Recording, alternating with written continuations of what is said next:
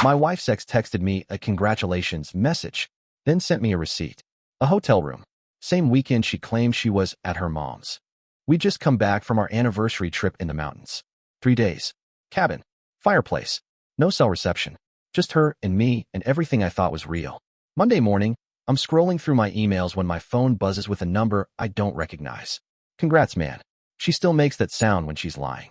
Below the text was a photo attachment. I didn't even know what I was looking at first. Just some hotel receipt, digital, time-stamped. Then I saw the dates. Friday to Sunday. Same weekend Lena told me she was visiting her mom in the city. The name on the bill was hers.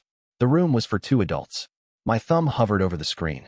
I felt cold, like someone had punched through my chest and pulled everything inside out. See, my wife Lena and I had been married 5 years. Met through mutual friends at a game night. She beat me at Scrabble. Twice. I told her it was beginner's luck. She said, nope, I just know how to spot weaknesses. Back then, I thought she meant the triple word score. Now, I'm not so sure. I didn't confront her. Not right away. That might sound strange, but I've always believed that truth has a way of growing teeth when you leave it alone. If I was going to find out what was really going on, I couldn't walk in blind. So I went into full silence mode. She was in the kitchen making coffee when I walked in. Sleep okay? She asked. Yeah. You. Like a rock. She smiled. Like nothing had happened. She even reached over and kissed me on the cheek. My skin flinched where her lips touched. She thought I didn't know, but something had cracked. I was looking at her and realizing I didn't know who I was actually married to. That night, while she was in the shower, I pulled up the photo again. I zoomed in on the hotel logo. Simple. Elegant. One of those fancy boutique places with overpriced minibar peanuts and spa robes you accidentally take home. I opened Google Maps. Typed the name in. It was 30 minutes from her mom's place. Now, here's where it gets trickier. Lena had told me her mom was sick that weekend. She claimed she needed to bring her groceries, help with errands. She even texted me Saturday morning saying, she's doing a bit better. Still tired, but I'm making soup. I remember that message clearly because she even sent a photo of some soup on the stove. But here's the thing. Her mom doesn't own that kind of pot. I remember because I bought her the one she uses every holiday. It's an old ceramic Dutch oven with a chip on the lid. The one in the photo was stainless steel, polished, and the reflection in the pot? It wasn't Lena's mom's kitchen. It wasn't even her mom's floor tiles. So I did something I never thought I'd do. I called her mother. It was late. I was pretending to work late at the office, sitting in my car outside a 24-hour diner, just staring at the phone. She picked up on the third ring. Hey, Ethan. Everything okay? Yeah, I said. Just checking in. How's Lena's mom doing? She paused. Sorry. Is she feeling better? From this weekend. Another pause. Then a slow inhale. Ethan, I haven't seen Lena in almost 3 weeks. The silence between us was loud. I could hear her shifting on the phone. She added, is everything okay between you two? I said yes. I lied. I thanked her, hung up, and sat in the car with the receipt still open on my phone screen. Check-in, Friday, 6:12 p.m. Check-out, Sunday, 10:08 a.m. 2 guests. Queen Suite. I wasn't breathing right. I just sat there, numb, playing every conversation from the past month like a mixtape set to static. What got me most wasn't even the cheating. It was how ordinary she'd made it feel. She'd come home from that weekend, kissed me on the forehead, and asked if I wanted to watch the new season of our show. She made popcorn. She curled up next to me like nothing had happened. It felt like I'd been rewritten in her story as the background character. I started digging. I don't know how else to describe it. Something broke loose in me, like a current, and I followed it wherever it led. I started with our shared bank account. Lena didn't know I'd set up notifications for all card activity last year, back when she had a spending spree phase. It wasn't about control, it was about budgeting. Or maybe I'd just had a gut feeling even then. I pulled up the weekend in question. There were 3 charges that didn't match her story. Friday, rideshare charge at 5:44 p.m., destination a few blocks from the hotel. Saturday, room service, $86. Sunday, another rideshare, this time to a different address, an apartment complex I didn't recognize. I copied the address and looked it up. Downtown Lofts. Expensive ones. The kind with valet parking and rooftop fire pits in the brochure. I clicked over to her calendar. She had mom visit scheduled. Nothing else. But she'd left a reminder in her notes app that said, call Logan Re. Parking. That name hit me like cold water. Logan. Her ex. The one she used to call the most reckless mistake I ever made. I didn't want to jump to conclusions. But the dots weren't just connecting. They were lining up into a billboard. The next night, I waited until she was asleep. She always left her phone charging on the nightstand. No password. She used Face Unlock, but she hadn't turned off the bypass if not looking setting. I angled her screen to her face and held my breath. Unlocked. I didn't go straight to her messages. I opened her gallery. Searched by location. Then by date. No photos from the hotel weekend. But I found one that was auto-synced to her cloud. It had been deleted from her main album, but not from the cloud. It was a mirror selfie. She was wearing a robe with the hotel logo embroidered on the collar. Her hair was wrapped in a towel, makeup half done, holding a champagne glass. But that wasn't what caught me. It was the reflection in the mirror behind her. A man's arm, tattooed, holding up a phone, shirtless. I sat in the bathroom with the lights off for nearly an hour, just staring at the photo. I knew that arm. I'd seen it once, years ago, when she was showing me old college photos she thought were funny. Logan had a tattoo of a fox curled around a dagger. She used to say it was the dumbest thing he ever did, besides getting kicked out of college. But it was him. I was sure of it. At that point, I still hadn't said a word to her. She was asleep in the other room, breathing slowly like she didn't just rip our marriage apart with a robe selfie and a smirk. I backed up the photo. I forwarded it to myself. Then I deleted the evidence of that forwarding. I needed more. Not because I didn't believe it, but because she was good at lying. Too good. I'd seen her talk her way out of worse with a straight face and a soft laugh. If I was going to confront her, I needed to be prepared. I needed her to have no room to wiggle out.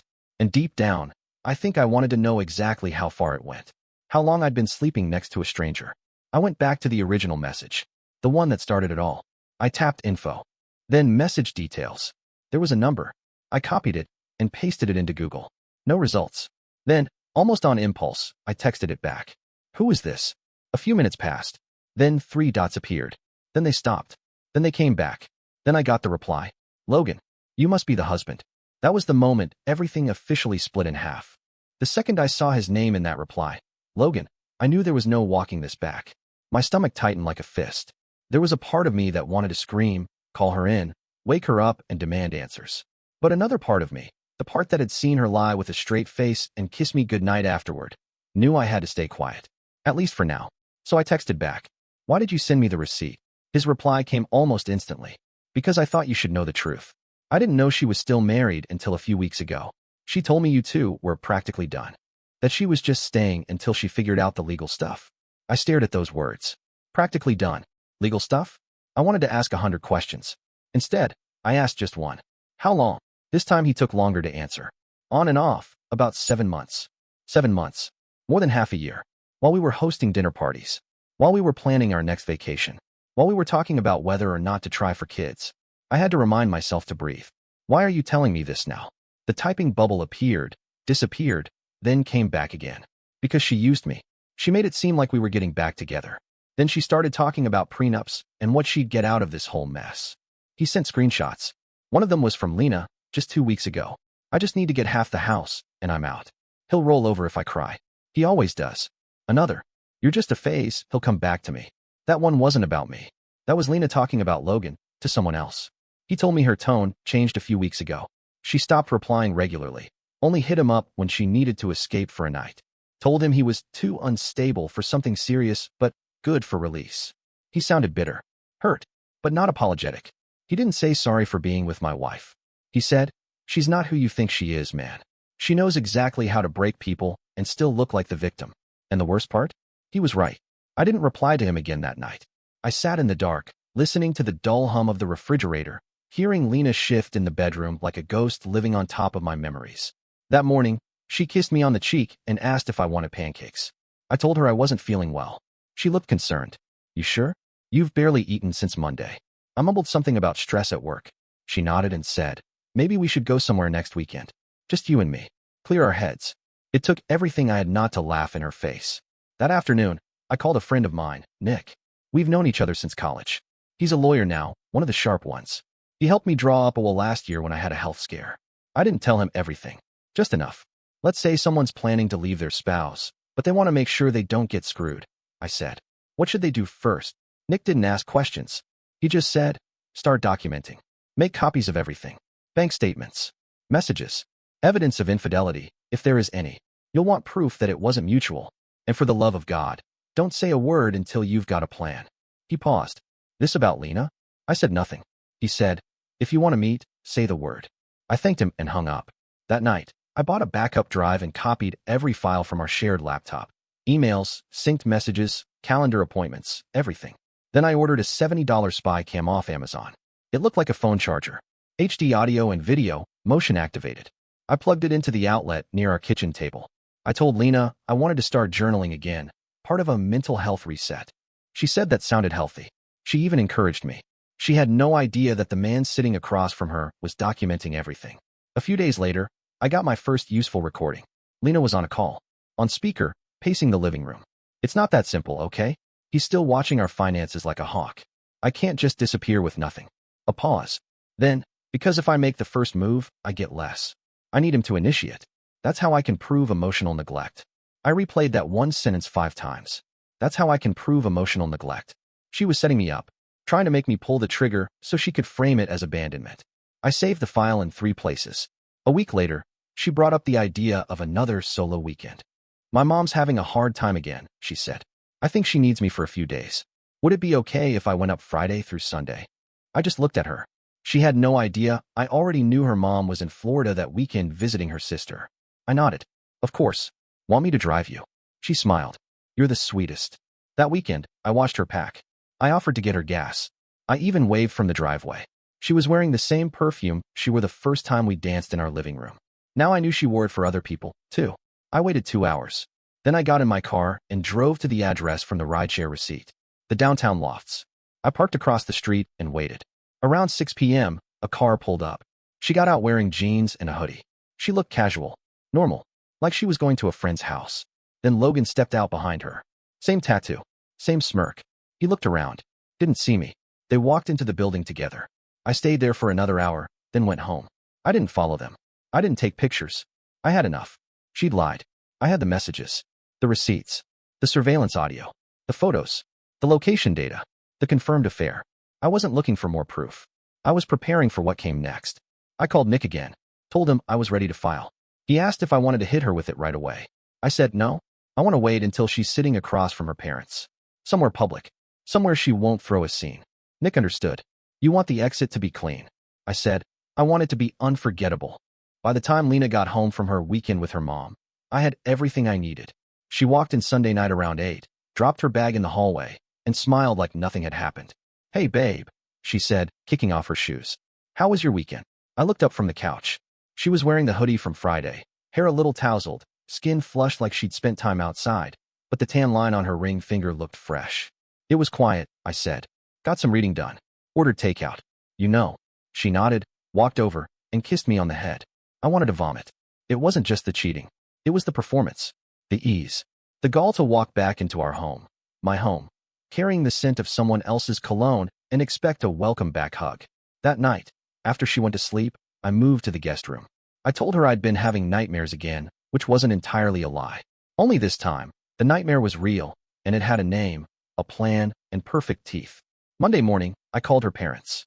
Now Lena's dad is old school, retired military, stoic type. Her mom, more sensitive, emotional, religious, the kind who tears up when she watches reruns of Little House on the Prairie. I told them I wanted to take them and Lena out to dinner. Said I'd been promoted at work and wanted to celebrate with the people who meant most to me.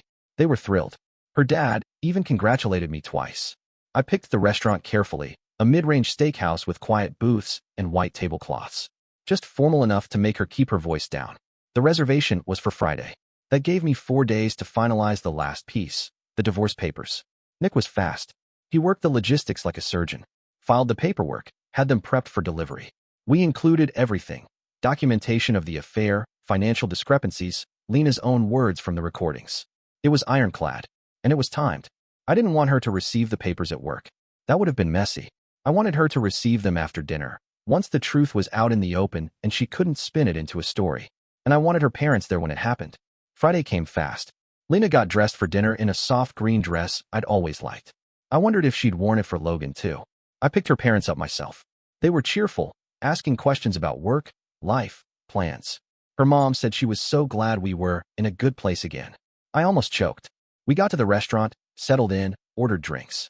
Lena played the part beautifully. She laughed at her dad's dry jokes. She complimented her mom's earrings. She held my hand under the table like nothing had happened. But when I pulled out my phone, she tilted her head. What are you doing? She asked, smiling. I thought I'd show you guys a little something, I said. I opened the gallery, and mirrored my phone to the restaurant's TV screen. I'd reserved the back booth for a reason. It had a screen usually used for sports or presentations. Everyone turned to look. It started with a photo. Lena in the robe. Champagne. The mirror. The tattoo. She went still. Her dad leaned forward. Then the video played. A short clip, audio only. Her voice, crystal clear. Because if I make the first move, I get less. I need him to initiate. That's how I can prove emotional neglect. Her mother gasped. Her dad clenched his jaw. Then came the screenshots. Text to Logan. Plans. Manipulations. Cruel little jokes at my expense. The final message? Once I get the house, I'm gone. He'll never see it coming. The room was silent. Lena looked pale. What is this? She whispered. I wanted to make sure everyone knew the truth. I said calmly. No spin. No lies. Just the full picture. She stood up. You ambushed me. This is abuse. I can't believe. I slid the manila envelope across the table. Divorce papers. Already filed. You can cry to your lawyer. She opened the envelope, skimmed the first few pages, then looked at me like she didn't recognize me. You're ruining everything. I just stood up, thanked her parents for coming, and walked out. Outside, I didn't smile. Didn't cheer. I just exhaled. Like I'd been holding my breath for months and finally let it go. Behind me, through the restaurant window, I saw her mother sobbing quietly. Her father just stared at Lena like she was a stranger. And maybe she was. The papers were delivered that night by a process server. I got the confirmation text just as I was pulling into my friend's place, where I planned to stay for a few weeks. Lena called 6 times that night. I didn't answer. She left one voicemail. Just one. Please don't do this. I'll fix it. We can fix it. I didn't reply, because by now, I had the full picture, and I wasn't in it anymore. 3 days after dinner, she showed up at my friend's apartment. I hadn't told her where I was staying. I hadn't answered her texts, hadn't acknowledged her calls. But somehow, she found the address, maybe through my old email calendar, or maybe she just guessed. She was always better at tracking people than I gave her credit for. She stood outside the door, in tears. Same green dress from the dinner, like she thought it meant something. Like rewinding her wardrobe could rewind time. Ethan, she said when I opened the door. Just hear me out. Please.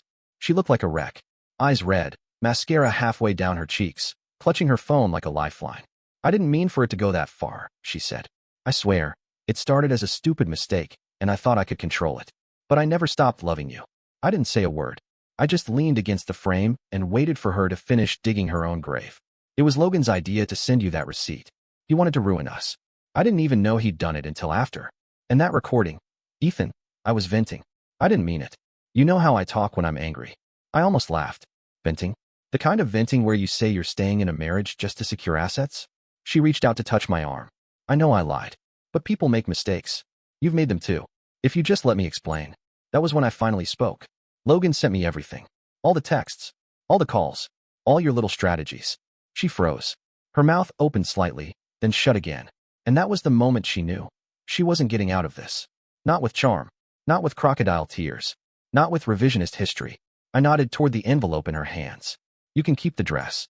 But you don't get to rewrite the story. Then I shut the door. That week, I finalized everything. My name was removed from the mortgage. Because it turned out, she'd quietly filed to refinance it in her name months ago, trying to push me out while keeping the house. But my lawyer caught it in time. Instead, we filed to force the sale. She'd have to buy me out at full appraised value, or we'd liquidate. I also froze the joint savings account, just in time to block a $4,000 wire transfer to a consultant she'd listed as business mentoring. Turned out Logan was trying to start a fitness brand and needed cash. I guess she thought she could still fund his dreams. Then came the fallout. She tried to flip the script with her parents. Claimed I'd set her up. That I was controlling. That I'd manipulated the recordings and invaded her privacy. Her dad didn't even blink. He sent me a message the following week. Just one sentence. You deserved better, son. Her mom? Still crying. But she'd stopped calling me. Instead, she posted a cryptic Bible quote on Facebook and took a break from social media.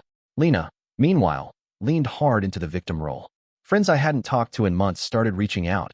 Some cautiously, some boldly. Hey man, Lena's been saying you blindsided her. That you just left without explanation. I sent them a Dropbox link with the audio clips and screenshots. Never heard from them again. But here's where it gets really twisted. 2 weeks after the dinner reveal, Lena got fired. Turns out that little financial mentoring she'd been doing for Logan wasn't just coming from our joint savings. She'd pulled money from her company's petty cash account. Claimed it was for office supplies. Someone at her job flagged the expense trail. It spiraled. Internal audit. Misuse of funds. Termination. I didn't report her. She did that all on her own. And Logan? He ghosted her. Once the money dried up and the promises evaporated, he moved on. Blocked her on everything. Changed his number. I heard from a mutual acquaintance he left the state entirely. Just another burnout chasing validation from someone else's wife. One night, about a month later, I got a voicemail from her. She sounded like she'd been crying for hours. You never even gave me a chance to explain. I know I messed up, but I still miss you. I miss how safe I felt with you. That word again. Safe. She always said that about me. That I was the calm in the chaos. The truth is, she didn't want safety. She wanted leverage. She wanted me steady so she could be reckless. And the second that safety stopped serving her goals, she left footprints all over it. I deleted the voicemail. No response. No closure. Because some endings don't need a reply. They just need distance. The voicemail wasn't the last I heard from Lena. 2 days later, I got an email. Subject line, please. Just that. One word. No caps. The message itself was longer. A ramble of half-baked explanations, warped memories, and nostalgia weaponized for guilt. She wrote, you made me feel like I had to be perfect all the time. I never meant to hurt you, but I felt invisible. Logan was just a stupid distraction. I never loved him. Not like I loved you. Please don't let one mistake erase everything we had. She attached a photo of us at our wedding. She was smiling into the camera. I was looking at her like she hung the stars. Now I couldn't even look at that picture without feeling like I was staring at a stranger wearing my wife's face. I didn't reply. Instead, I forwarded the message to my lawyer, just in case. Because by now, I wasn't expecting closure from her. I was waiting for her next move. Sure enough, 2 days later, I got a message from Lena's best friend, Sophie. We hadn't spoken in over a year, mostly because I always got the sense she didn't like me. But now she wanted to talk. We met at a cafe halfway between our neighborhoods. Neutral ground. She ordered chamomile tea and got straight to the point. You don't deserve any of what's happening, she said. I didn't know what she meant. I just blinked. Then she dropped it. Lena told everyone you were controlling. That you forced her to cut off her friends. That you didn't let her have money of her own. My mouth went dry. She added, she's trying to lay the groundwork for a harassment claim. Said you stalked her and manipulated evidence to destroy her reputation. I laughed, because the audacity would have been hilarious if it weren't real. Then Sophie reached into her bag and pulled out her phone. I thought you should see this, she said. I kept these in case it ever came to this. What she showed me. Screenshots. Dozens of them. Group chats. Voice memos. Texts from Lena herself. Planning lies. Coaching responses. Planting rumors with mutuals. In one, Lena literally said, if I lose the money and my job, I'm going to take him down with me. He needs to suffer. Sophie looked me in the eye.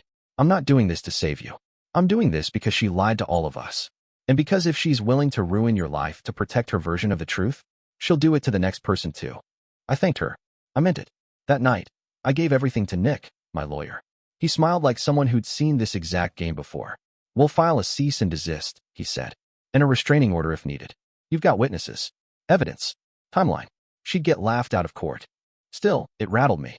It wasn't enough for her to cheat, lie, steal from our account, and weaponize my loyalty. She wanted to bury me under the ruins, then play the grieving widow. But here's where the final nail dropped.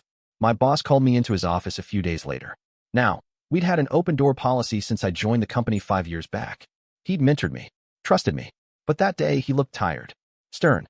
I need to ask you something, he said. Off the record. He slid a piece of paper across the desk.